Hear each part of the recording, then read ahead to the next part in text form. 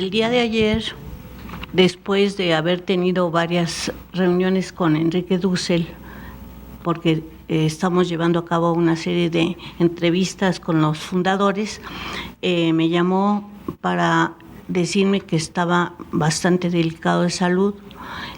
Tiene un problema serio y tiene varios problemas, pero uno de ellos le impide descansar y reposar en la noche. Entonces estaba en condiciones bastante delicadas y vimos con Eduardo la posibilidad de presentar la entrevista que nos dio hace unos meses, pero tendría poco tiempo para hacer realmente, aunque se transcribió, se necesitaba tener unos ajustes que consideramos no iba a poder ser por el escaso tiempo que teníamos al saberlo esto en la tarde de ayer, y recurrí a un testimonio de una entrevista que yo decidí se realizara a los fundadores en el año de 1999, que da más o menos un panorama de qué participación tuvo, no de toda la participación que él tuvo, pero una parte de esa participación, que va a ser lo que yo voy a leer. Entré en septiembre de 1975 y fue para mí una gran experiencia porque también fue mi llegada a México. Soy exiliado argentino porque incorporarme a la división fue vivir intensamente con un grupo de profesores que tenían realmente una mística de trabajo, lo cual es casi imposible encontrar en las universidades. Se burocratizan, en fin, cada uno cumple sus funciones y no hay una conciencia ni de creatividad ni de las discusiones que se hacen puedan tener una inmediata repercusión pedagógica y en la investigación y sobre todo en la estructura misma de la enseñanza. De tal manera que nosotros estábamos fundando una división porque teníamos que hacer los programas, los organigramas, el currículum de las materias, todo. Entonces había una gran creatividad, una gran responsabilidad y un trabajo realmente full time. Es decir, la gente trabajaba en la mañana, en la tarde y hasta en la noche, con gusto y con enorme entusiasmo. Había ciertas ideas generativas de todo el proceso que nos parecían realmente nuevas y por eso nos generaban ese entusiasmo y creatividad. La primera era la de abrir al diseño un campo realmente universitario, porque casi siempre estaba en otras escuelas o a niveles muy técnicos y la única que había logrado estar a un nivel universitario era la arquitectura y muy reciente el diseño, pero justamente se consideraba menos al diseño y más a la arquitectura. Puesta en un área propia del diseño, la arquitectura cobraba más significado de diseño y los otros diseños cobraban un carácter universitario, lo cual era muy importante. Además, la segunda y trascendental idea que se atacaba el problema del diseño en su conjunto y las especializaciones de diseño de la comunicación gráfica, diseño industrial, diseño arquitectónico y otras a nivel universitario, visión conjunta y metodología conjunta, ahora justamente tanto a nivel universitario. Como nivel del trabajo interdisciplinario del diseño, era necesario que cumpliera dos finalidades al mismo tiempo: centrarnos sobre la metodología, pero una metodología de diseño, es decir, que no es una metodología de las ciencias teóricas, ni siquiera interpretativas como las ciencias sociales, sino operativa, en el sentido de lo proyectado para producirlo. Por eso digo que el diseño es un proceso y se trataba de un modelo del proceso de diseñar que no se debe llamar práctico, sino que se debe llamar poético, que significa producción. Era un método que debía perfeccionarse, adquirir discusión, definir el nivel mismo de estar proyectado como proceso productivo. Por eso es que este método lo llamamos por ponerle una terminología común a todos a partir de los seminarios sumamente creativos al comienzo del año 76, 77 y 78, sobre todo. Quedó justamente todo centrado sobre el modelo del proceso del diseño. Por supuesto que era un modelo general de un proceso general del diseño, porque era un modelo abstracto que sirve para todos los diseños y luego hay que orientarlo a diferentes niveles específicos del diseño arquitectónico, industrial y de la comunicación y de otros, y además aplicarlos después a procesos muy concretos.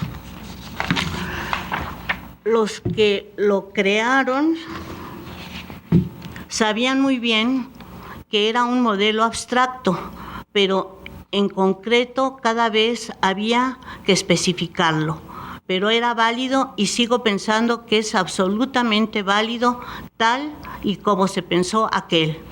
A partir de un modelo del proceso del diseño, que es la definición formal de los distintos momentos de todo proceso de diseño crítico, y esto es fundamental, realizar entonces una práctica en el sistema de eslabones, cuyo eje central es el eslabón operativo, y a partir de este razonamiento se hizo lo que se hizo y lo que todavía de alguna manera vivía hasta hace unos años, en donde se cambiaron los planes y programas de estudio, sin conocer su espíritu y sin haber podido desarrollar un proceso más práctico. Digo que era un modelo del proceso crítico porque lo importante era la primera fase de ese proceso, que era justamente la definición del caso, porque todo lo que se hace en una escuela de diseño se parte de un tema o ejemplo previo, por lo que se plantea ya no un problema, sino un ejemplo, y a partir del mismo, algunos van dentro de límites muy precisos y además muy estrechos, descubriendo ciertas alternativas y diseñan simulando la realidad sin acceder a ella. La cuestión era que ese ejemplo debía ser conclusión de una realidad primeramente planteada. Para nuestra propuesta, lo primero era la realidad misma, cómo se presenta en niveles sociales, culturales, políticos, ambientales, económicos, teóricos, etcétera. Y ahí descubrir las problemáticas de diseño como necesidades y los requerimientos descubiertos en la realidad. Había a su vez que descubrir los problemas que planteaban, y es una dificultad gigantesca de los diseñadores el descubrir problemas, porque lo que quería hacer es proponer alternativas a base de ejemplos, pero no saben descubrir problemas. Un problema puede concluirse que no hay que diseñar nada, descubrir que lo que es necesario es incentivar otras propuestas. Las alternativas de diseño deberían resolver los problemas planteados y después, entonces sí, seguir un proceso de hipótesis alternativas, valoración de aquello, proyectación y realización. Es un proceso muy interesante y creo que sigue siendo totalmente válido sin caer en la metodolatría, y que sería pensar que ese modelo es así y no se puede cambiar. En realidad, este modelo nunca se cumple tal cual. Hay que siempre modificarlo, ampliarlo, desarrollarlo, retroalimentarlo. Quizás no se hizo con mucha creatividad después. No es tan fácil en diseño desarrollar una metodología. No hay muchos metodólogos. Se fueron después creando con el tiempo otros modelos parciales de otro tipo de cosas, pero no del proceso general. Hubieron ciertas contradicciones entre los profesores, es decir, había ciertos profesores que lo que querían era técnicamente cumplir con lo dispuesto y tenían un espíritu un poco burocrático, y por otra parte fue una preparación a veces técnica que no les no les permitía tener conciencia crítica de los supuestos de sus técnicas. Para mí era gran parte de formaciones y posiciones a veces de pequeño poder.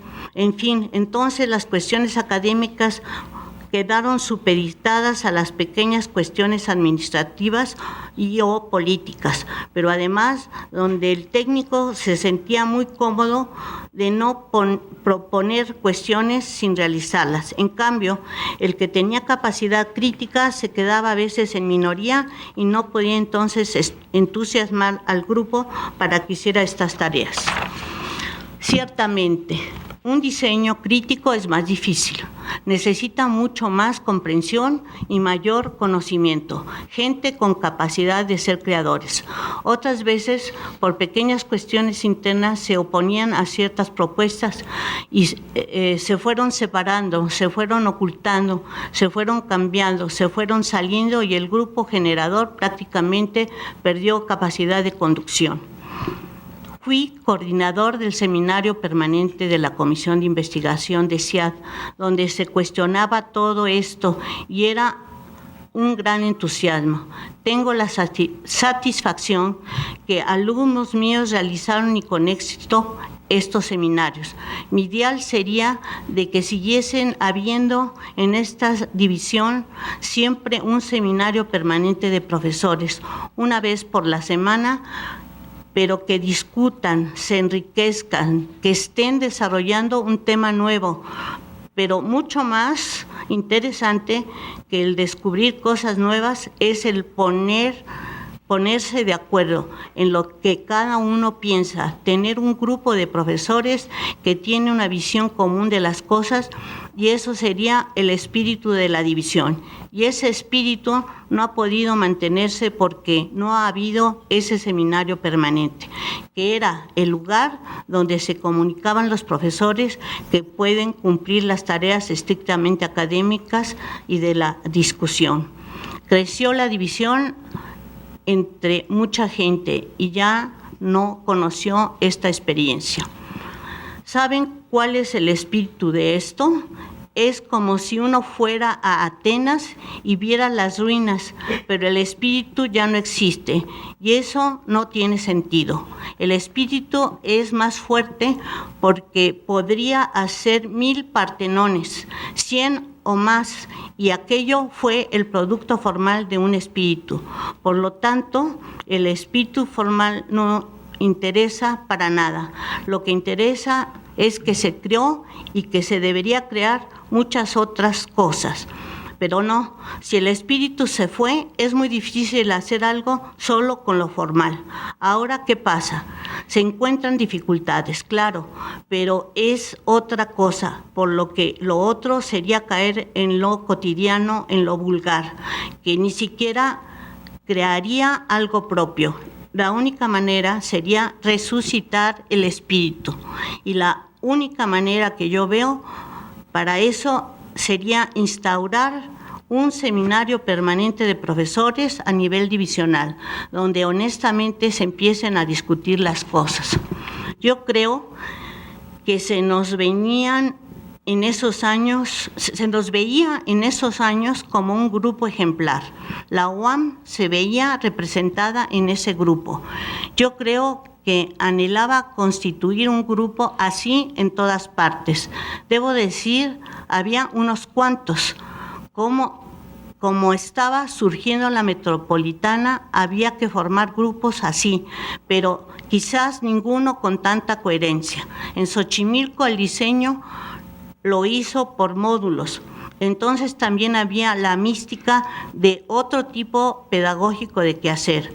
En general, en toda la metropolitana había muchos grupos, por lo tanto era un espíritu que se respiraba en toda la universidad. Yo creo que se perdió ese espíritu fundacional después, y que no era único, pero era uno de los grupos interesantes que servía de referencia. Eran unos cuantos, 4 o 5 grupos interesantes. Como era un grupo creador, tenía mucha influencia y tomaba decisiones. Se empezó a hacer una crítica y fue la destrucción de un espíritu pedagógico y académico que no fue reemplazado y difícilmente será reemplazado porque tendría que surgir un grupo de gente capaz de hacer superar esto. Para este modelo yo creo que las personas más creativas ciertamente fueron Jorge de Antuñano, que era para mí una referencia continua, y en ese seminario quizás haya sido la persona más creadora. Yo iba formalizando la cosa, les exigía poner nombres a las cosas, pero ya no podía poner la fuerza interna porque no era un diseñador, aunque tenía vocación. En ese punto, en el seminario, Jorge de Antuñano fue fundamental. Antonio Toca, Sánchez de Carmona, después Vladimir Caspé. Yo los veo justamente como los diseñadores y ahí el que tenía la metodología era Jorge de Antuñano y hay que hacer justicia. Yo pondría a esas personas como las más creadoras y después muchos otros. No querría ser injusto y mucha gente participó. Yo era ni siquiera el metodólogo, porque el metodólogo es el que sabe hacer las cosas y yo no las sabía hacer. Era como la conciencia crítica que iba poniendo claridad y definiendo las cosas. Así que tampoco me creo el autor. Hubiera sido bueno crear más carreras, porque las tres se han tipificado demasiado. Diría yo, y hubiera sido bueno abrir más ramas de diseño. La arquitectura tiene ya mucha fuerza propia y sería interesante que quizás en Azcapotzalco se le tipificó más como diseño, no tanto como arquitectura tradicional. Y creo que eso sigue teniendo esa característica. En comunicación gráfica, casi siempre son gentes que se ocupa de publicistas. Yo creo que cobró conciencia de la comunicación. Daniel Prieto fue uno de los fundadores de esto. Él aportó mucho y creo que va más allá de la comunicación gráfica. En cuanto al diseño industrial, yo creo que con la figura de Bonsiepe le dio una característica bastante clara a esa carrera y creo que ahí hubo una cierta contradicción entre un enfoque de diseño industrial con más conciencia social, con Fernando Schulz y Roberto López, entre otros, y otro puramente técnico. Pero creo que la síntesis que yo daría es que está bastante bien lograda. Cada una de las tres carreras de Azcapotzalco tuvo características propias. El arquitecto es más diseñador, en comunicación gráfica es más comunicador y en diseño industrial tiende a las grandes necesidades de productos de diseño, mayormente que en otras partes. En relación a los seminarios, nos reuníamos una vez a la semana y teníamos así casi 2 sesiones por trimestre. La situación económica era mucho mejor y la gente participaba más. Esta parte empeoró muchísimo posteriormente. Claramente, yo propuse la idea de estos seminarios para discutir las cosas. Este seminario era la esencia de la división. Un seminario es un momento de creación, de descubrimiento, en fin, era un grupo de personas que pensaban de la misma manera. La participación de los filósofos, quienes dialogábamos con los diseñadores, guiábamos. Los maestros requieren de los teóricos. Fue un trabajo interdisciplinario. Si volviera a hacer eso de nuevo, lo haría igual. Fue un seminario creativo y no creo que hubiera un aporte mejor. Cuando la gente lo necesitó, yo pude colaborar. Ahí termina.